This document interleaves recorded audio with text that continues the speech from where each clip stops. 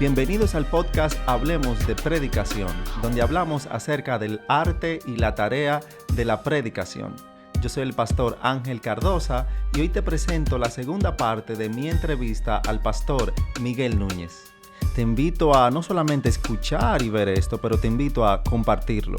Recuerda que te puedes suscribir a nuestros canales tanto en YouTube como en Spotify como en Apple Podcasts para recibir las notificaciones de los nuevos episodios que vamos subiendo. También recuerda que tenemos el podcast Columna de la Verdad, donde compartimos enseñanzas de mi persona y de los predicadores con los cuales me siento a conversar. Espero que este episodio sea de edificación para tu vida y recuerda, compártelo. Pastor, yo quiero hablar un poco de predicación, de Miguel Núñez como predicador.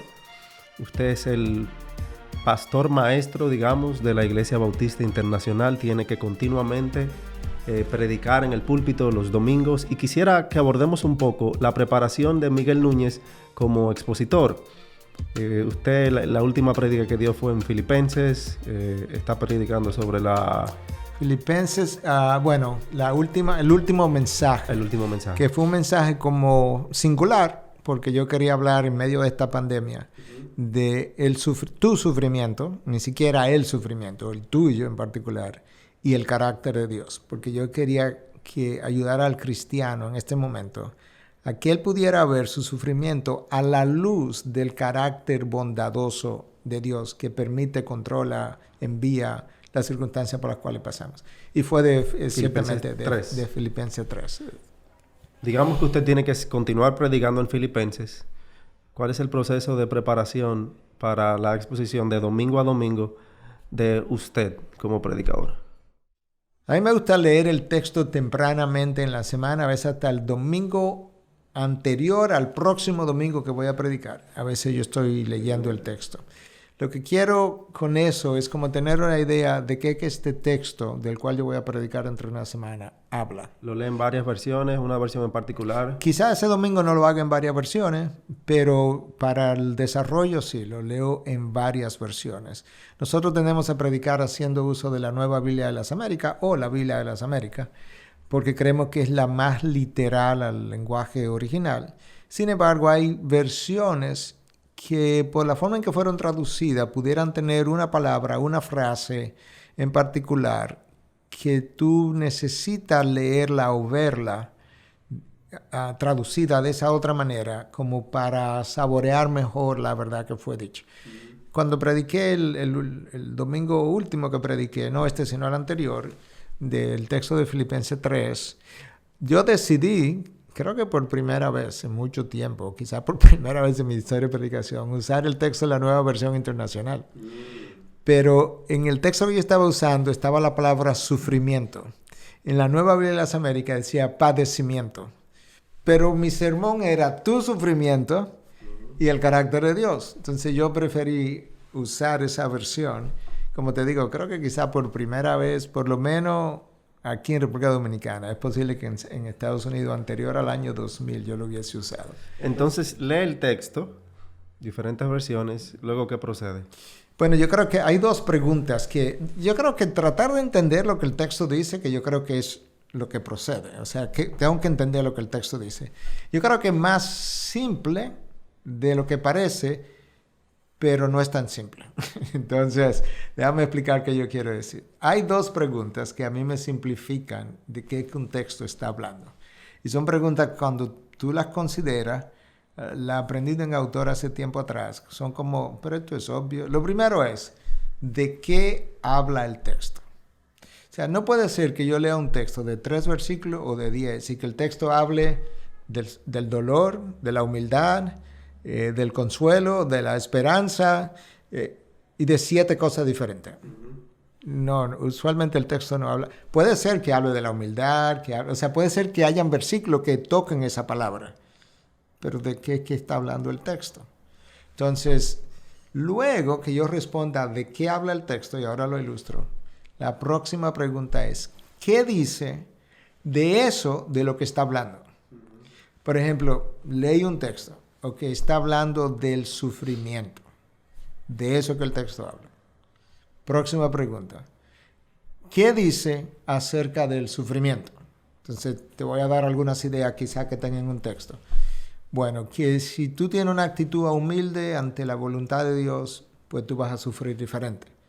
Pero tú ves que no está hablando de la humildad, está hablando de cómo sufrir bien. Bueno, por otro lado, el texto también menciona algo del gozo. ¿Qué dice del gozo? Bueno, que es posible en el sufrimiento también experimentar un cierto grado de gozo. ¿Ok? ¿Qué más dice? Bueno, que en el caso de Cristo, por el gozo puesto delante de Él sufrió la cruz. Estoy inventando cosas, ¿verdad? Tú puedes darte cuenta que el texto está hablando de una cosa. El sufrimiento, o cómo sufrir bien, o cómo sufrir conforme a la voluntad de Dios. Las demás cosas son las cosas que el texto dice de eso de lo que está hablando. Con esas dos preguntas, un predicador que no tenga mucho entrenamiento, él puede comenzar a resolver su problema. Yo no estoy diciendo que le va a sacar el mejor provecho que cualquier predicador le pudiera sacar, pero él comienza a hacer notas. Okay, el texto habla de esto, ese es mi tema central. ¿Qué dice de eso? Entonces, 1, tal cosa. 2, tal cosa. Tú lo organizas y tú tienes una estructura del texto con poco entrenamiento. Ahora, obviamente, hay entrenamiento de hermenéutica y exégesis y conocimiento de idioma original y una serie de cosas que te pueden ayudar a exprimir mejor todavía el contenido. Entonces, ¿qué significa para mí? Bueno, leo el texto, trato de descubrir de qué habla, trato de descubrir tempranamente qué dice el texto de eso, de lo que está hablando. Eso es antes de comenzar a hacer todo el ejercicio un poco más fino de hermenéutica y exégesis y todo eso. Comienzo a pensar en mi congregación, en términos de este tema que yo voy a hablar, ¿qué yo he visto en la congregación? En términos de luchas, en términos de pecado, en términos de deficiencias. ¿Va anotando eso a mano, en la computadora? Más en mi mente, pero yo creo que para un predicador joven que está comenzando, probablemente es preferible que lo anote. Yo soy muy visual y las cosas las puedo ver como mucho en mi mente. Con el paso del tiempo también la práctica te ayuda a eso, porque ya tú venías, en el caso mío tengo 23 años con la congregación, yo tengo 23 años de observación de esa gente, de sus debilidades, de sus fortalezas, de dónde necesitan confrontación, etcétera, etcétera. Pero necesito ver de qué manera este texto que dice estas cosas conecta con la congregación que yo tengo. Y luego entonces ya un poco más adelante sí me siento a hacer un ejercicio para poder entender el contexto. O sea, este texto está dentro de una carta X, dentro de un capítulo X. ¿Qué más se dice anterior a mi texto? ¿Qué más se dice después de mi texto?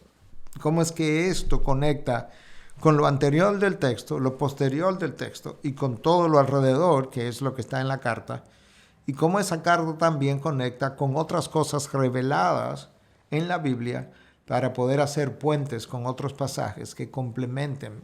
Pudiera estar hablando de la soberanía de Dios, pero la soberanía de Dios está en múltiples pasajes. Entonces, ¿de qué manera este texto encaja dentro del capítulo, encaja dentro de la carta, si es una carta del Nuevo Testamento, y luego encaja dentro de todo lo que es la Biblia?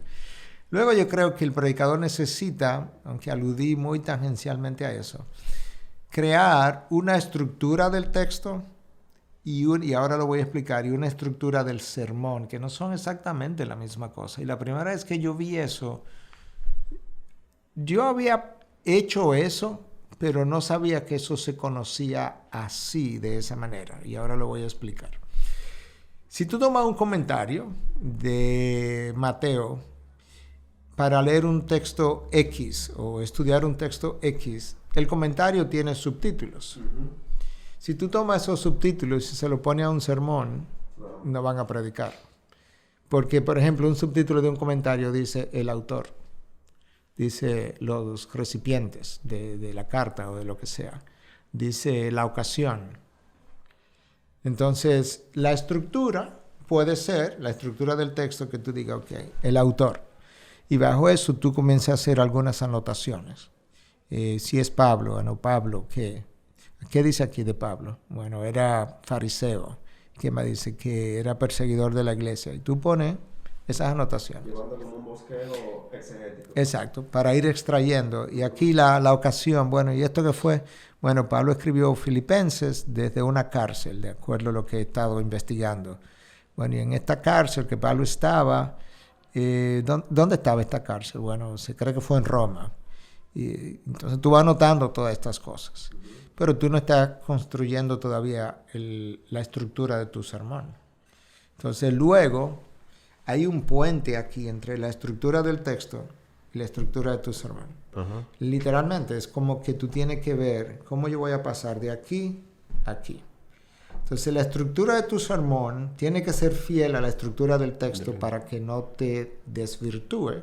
Hay una pregunta para entenderlo. O sea, porque hay predicadores que van trabajando de una vez en el manuscrito, pero hay predicadores que no. Primero hago el trabajo exegético, luego que termino el trabajo exegético, entonces paso al trabajo homilético, al manuscrito, a lo que lleva el púlpito. Sí. Usted hace dividido el trabajo exegético y luego pasa a hacer su manuscrito. Voy a hacer una aclaración. Eso es, yo creo que eso hay que hacerlo siempre. Lo único es que hay predicadores o momentos en la vida de un predicador donde el trabajo exegético tú lo has escrito y otras veces tú lo haces en tu mente. Entonces, inicialmente yo lo hice escrito, siempre. Y luego, entonces, construía mi sermón. Llega un momento, después de tú predicar domingo tras domingo, tienes más de 20 años haciéndolo, donde tú haces el trabajo exegético en tu mente, porque incluso tienes la memoria para que se quede contigo. ¿Por qué? Porque ya tú conoces mucha teología, ya tú conoces mucho de lo que el Antiguo y el Nuevo Testamento dice, que antes no lo conocía. Ya tú has predicado acerca de 10, 15, 20 libros diferentes de la Biblia. Entonces ahora es algo como que esto de la soberanía, sí, pero ya yo lo conozco. Y esto de la providencia de Dios, sí, pero ya yo lo conozco. Ya tú tienes todo eso ahí. Entonces, pero el trabajo exegético hay que hacerlo, aunque no lo escriba. Entonces ya con la experiencia puede ser que tú hagas el trabajo exegético en tu mente y comiences a escribir, que es como yo estoy más o menos hoy en día. Entonces, luego que tiene todo ese panorama exegético de la estructura exegética, ya el contexto y todo lo demás, ¿cómo pasa a lo homilético? A lo homilético. Bueno, yo creo que después que entiendo qué es lo que el texto dice y qué es lo que dice de eso, de lo que está hablando, entonces trato de ver de qué forma, bueno, déjame devolver antes de eso. Y esto un poquito se sale de lo que la Biblia nos revela acerca de la personalidad humana, pero nosotros tenemos diferentes personalidades. Y hay un tipo de personalidad, no voy a entrar en los detalles, pero que es la persona intuitiva. Él construye un sermón muy diferente a la persona que en este sistema de evaluación se llama sensor. ¿Cuál es la diferencia? El intuitivo arranca su mensaje en su mente al final y se devuelve. Él dice, es como el piloto. Y eso es como yo lo hago. O sea, yo voy a aterrizar en New York. Si voy a aterrizar en New York, yo necesito comenzar aquí y garantizar que desde mi salida voy a aterrizar allá. O sea, ¿cómo que voy a concluir? La ventaja de eso es que si tú lo haces así, tú sabes desde el principio para dónde vas. Pero yo he hablado con mucha gente y es una cuestión de personalidad. Mi esposa es diferente. Si tú piensas en cómo mi esposa hace una clase para mujeres, y he hablado con ella sobre esto, ella se lo imagina como una escalera y ella dice, bueno, yo voy a subir el primer peldaño. Ella sube el primer peldaño. Y después que yo subo el primer peldaño, yo voy a ver cuál es el segundo peldaño. Y después cuál va a ser el tercer peldaño. Pero ella no sabe si va a llegar al 10º peldaño. A lo mejor se quedó en el número 5. Yo subo al 5 o al 10. Me devuelvo y comienzo a subir la escalera sabiendo que yo voy a terminar.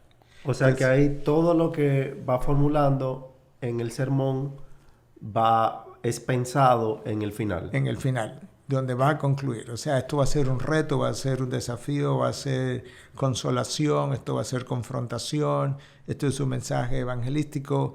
Así es que yo lo voy a terminar. Aunque yo no sepa exactamente cómo, yo sé qué es lo que quiero en el final, basado en esto que el texto dice. Entonces, Una vez tengo eso, entonces me devuelvo, por así decirlo, y comienzo desde el principio de mi texto a ver de qué forma yo puedo tomar el contenido de esto, versículo 1, 2, 3, dependiendo de la longitud, y ponerlo bajo un subtítulo que conecte con la congregación. Una pregunta, algo que me faltó ahí. ¿Usa comentarios? Sí, definitivamente. Sí. Okay. Hay diferentes tipos de comentarios y yo los uso todos. Hay comentarios puramente exegéticos que no son nada pastorales, son muy académicos, pero son buenos. Hay comentarios que son muy pastorales, que tienen que ver cómo yo le llego al corazón de la congregación. Y la congregación de tu congregación tiene mucho en común con el corazón de mi congregación. Somos seres humanos, esa es la realidad.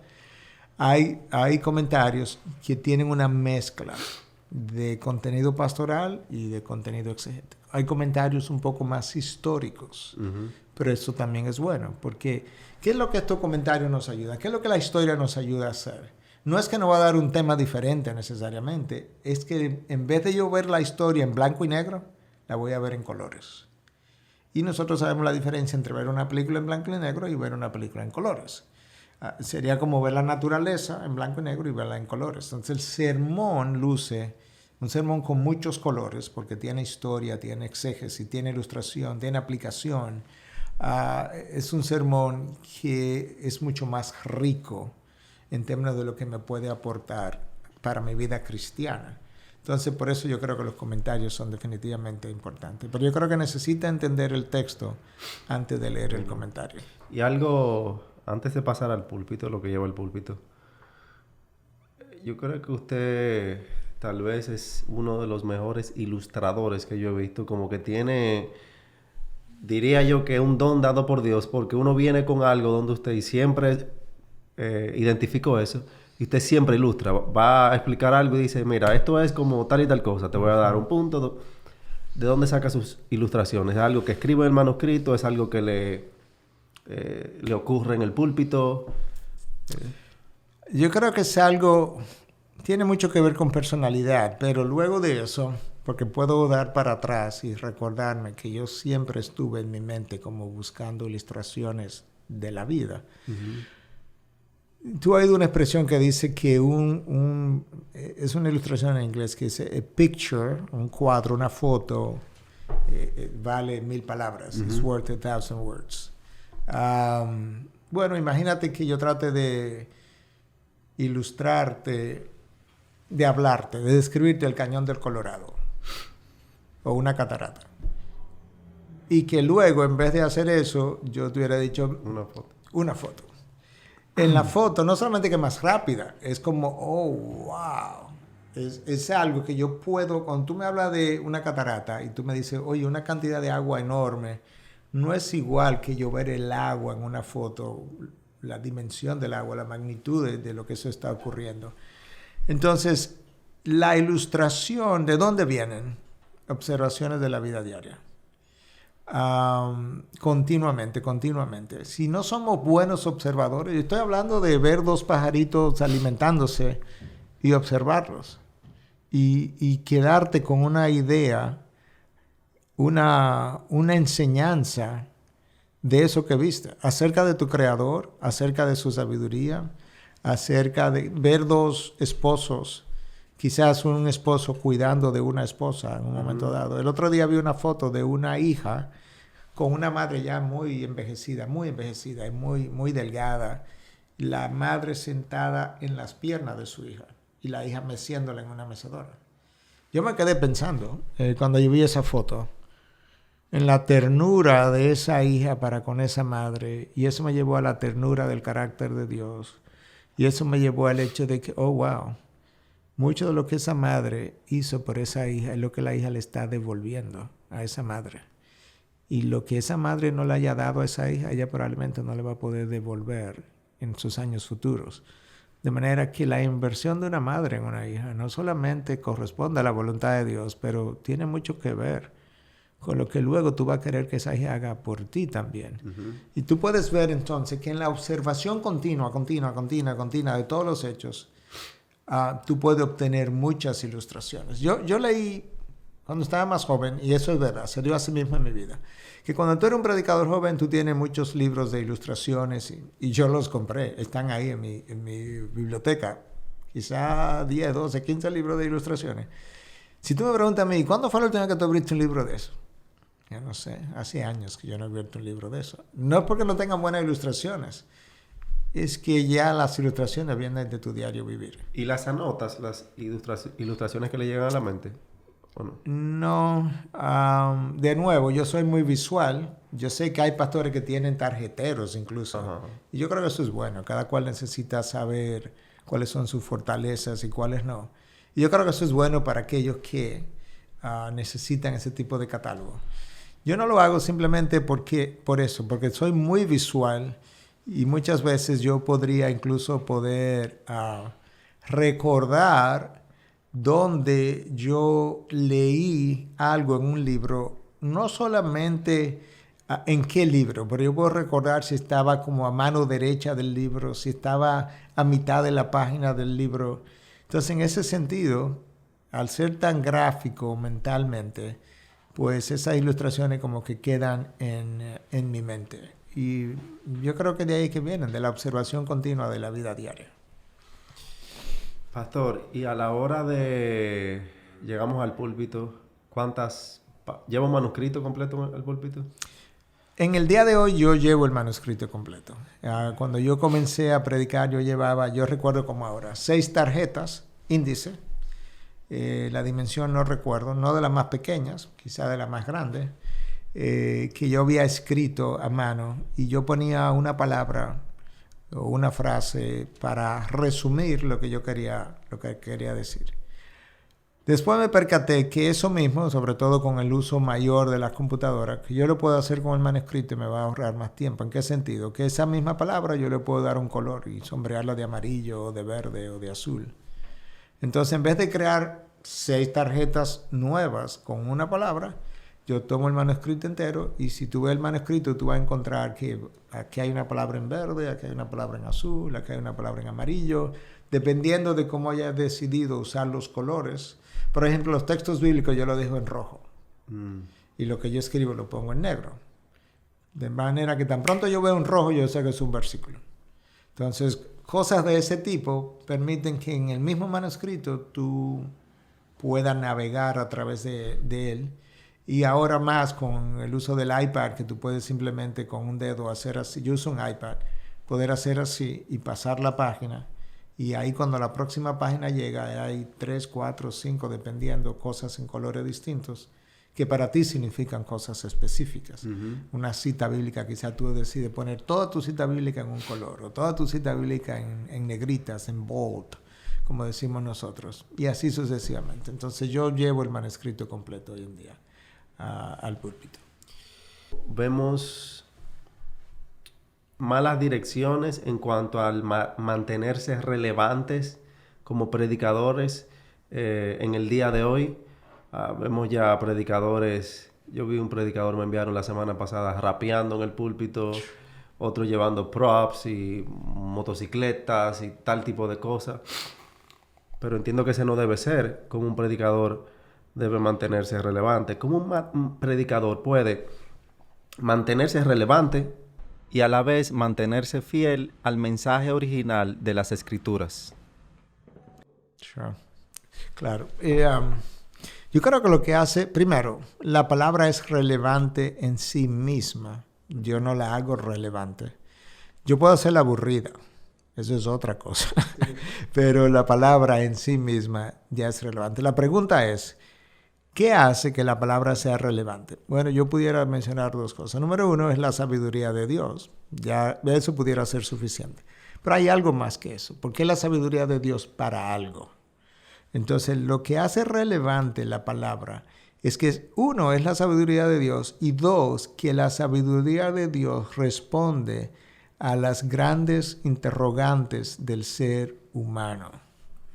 Y las grandes interrogantes en la palabra, las grandes preguntas del ser humano. No simplemente las que para dónde voy, qué estoy aquí, de dónde vengo, qué es bueno, qué es malo. Todas esas son las preguntas filosóficas que la palabra también responde. pero también responde a la pregunta de por qué sufro, cómo se sufre, cómo sufrir bien, quién sufre mal, cómo recibo perdón, cómo recibo consuelo, cómo sostengo esperanza, cómo encuentro esperanza, cómo puedo consolar a otros, cómo puedo confrontar a otros, cómo la palabra responde todo lo que yo necesito para mi vida. Es ahí que está la relevancia. O sea, si yo quiero ser relevante, no es la motocicleta que llevo al púlpito, no es el chiste que hago, no es la forma como me he visto, es si yo entendí la sabiduría de Dios y supe tomarla para responder las interrogantes, inquietudes, disfunciones que están ahí en esa audiencia. Lo que implica que yo necesito conocer mi audiencia. De hecho, cuando alguien me invita a otro país, yo hago preguntas. Tenemos un formulario incluso de preguntas generales y otras luego que yo llamo para saber. Primero yo quiero saber a qué edad es que le estoy predicando, cuál es el nivel de educación, cuál es más o menos la teología de esta iglesia. O sea, mientras más yo conozco mi audiencia, mejor yo voy a poder predicarle a ese grupo al que me ha invitado. En el caso de mi iglesia, yo siempre digo que para tú predicar de una manera relevante, tú tienes que oler a ovejas.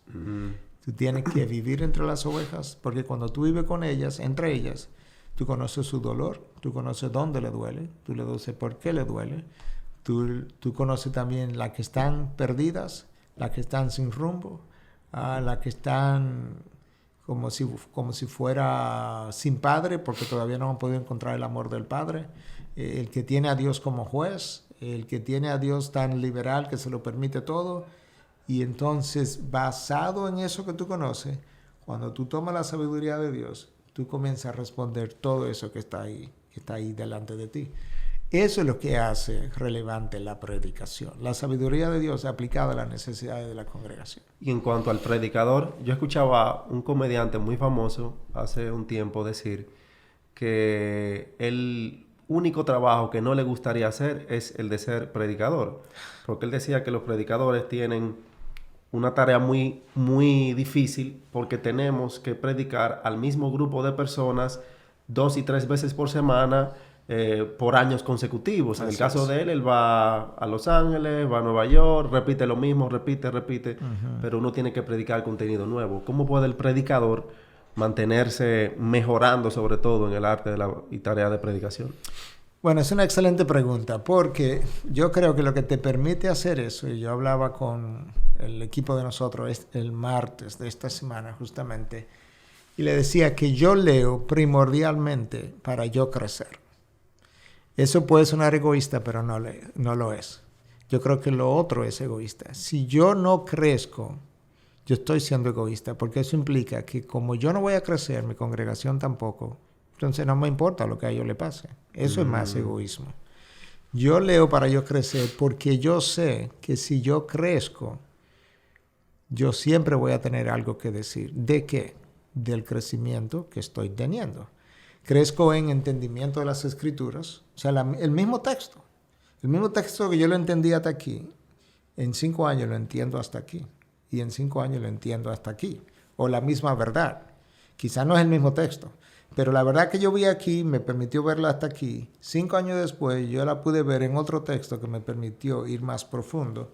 Entonces, en la medida en que mi entendimiento se ensancha, mi santificación se da, en la medida en que me acerco más al carácter de Cristo. En esa misma medida, cuando leo un texto, encuentro mucho más carne en el texto, porque mi entendimiento se ha ido afinando. Dios lo ha ido afinando. Mientras más entendimiento Dios me da, del próximo texto, más entendimiento yo tengo.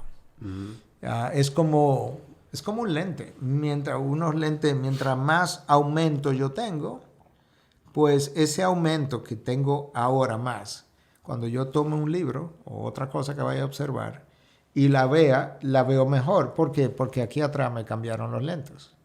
Entonces luego, este libro que estoy leyendo, oh wow, vi cosas aquí, aprendí cosas, me cambiaron los lentes otra vez. Voy a leer otro libro.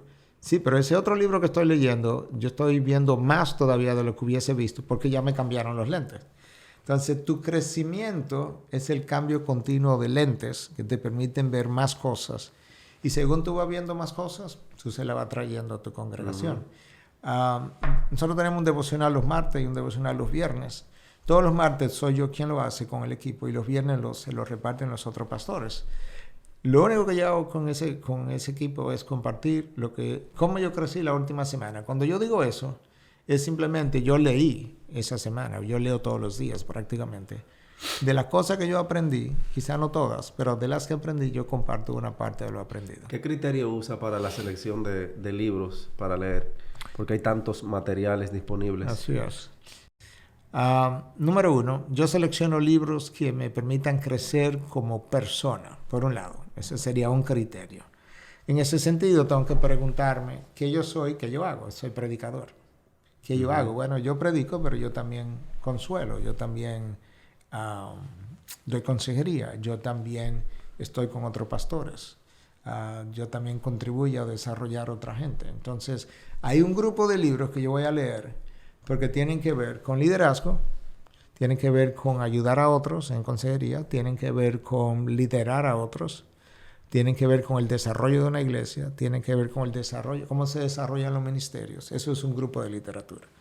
Yo también leo para entender los tiempos que estoy viviendo. Entonces, cuando yo veo literatura que sale continuamente, veo los títulos, y cuando veo títulos, y sobre todo de autores reconocidos, que tratan de analizar este tiempo que estamos viviendo, el narcisismo de este tiempo. Carl Truman publicó recientemente un libro, ahora se me fue el título, pero tiene mucho que ver con esta época narcisista en que estamos viviendo. Inmediatamente yo lo ordené. Entonces hay un grupo de libros que yo voy a leerlo con ese sentido. Hay necesidades que yo veo en la congregación y hay libros que yo compro porque yo quiero entender mejor esas necesidades y ministrar mejor a esas necesidades. Hay cosas que están pasando en Latinoamérica y yo soy parte de un movimiento en Latinoamérica donde se me invita con frecuencia y yo necesito conocer de eso. Hay libros que tienen que ver con eso. Y luego hay libros que yo leo porque yo estoy trabajando. Ahora mismo estoy trabajando en una Biblia de estudio como editor general y una de las tareas más difíciles que me tocó como editor general es que tengo que escribir una introducción para cada libro de la Biblia. Entonces eso me llevó, yo estuve trabajando en el Antiguo Testamento por meses ahora, leí mucho de Antiguo Testamento para la preparación de todo ese material. Entonces tú puedes ver que ahí que está la selección de material de lectura. ¿Cuándo sale esa Biblia? ¿Biblia de Estudio Núñez? No va a ser Biblia de Estudio Núñez, porque una Biblia de Estudio es diferente a todas las Biblias de Estudio que se han producido. Okay. Y de hecho, ese fue como mi criterio, porque cuando me abordaron inicialmente, la idea era producir una Biblia de Estudio como todas las demás, donde hay pies de página que explican cada versículo. Y yo le dije, hay 5, 6, 7 Biblias de esas en español ya. Y realmente nosotros no necesitamos otra Biblia más. A mí no me interesa tener una Biblia más que diga Miguel Núñez, editor general, porque yo quiero que mi nombre esté en una Biblia. Yo quisiera, cada vez que produjera algo, aportar. Poco o mucho, para aportar algo que no es como un conocimiento nuevo, es simplemente que de eso, en la forma como lo abordaste, no había o hay muy poco. En este caso, por ejemplo, yo lo que propuse fue, hagamos una especie de Biblia de teología bíblica, que no tenemos. No la tenemos en español y prácticamente no existe en inglés, que yo sepa. Entonces, ¿qué es lo que hicimos? Seleccionamos 50 temas. Vamos a tomar uno solo de ejemplo. La presencia de Dios. Entonces, va a haber un artículo que va a hablar de la presencia de Dios. Luego, a lo largo de la Biblia, un artículo de 2.500 palabras. Luego, a lo largo de la Biblia, van a haber 5 artículos de 300 palabras que van a hablar de lo mismo, pero en diferentes momentos de la historia bíblica.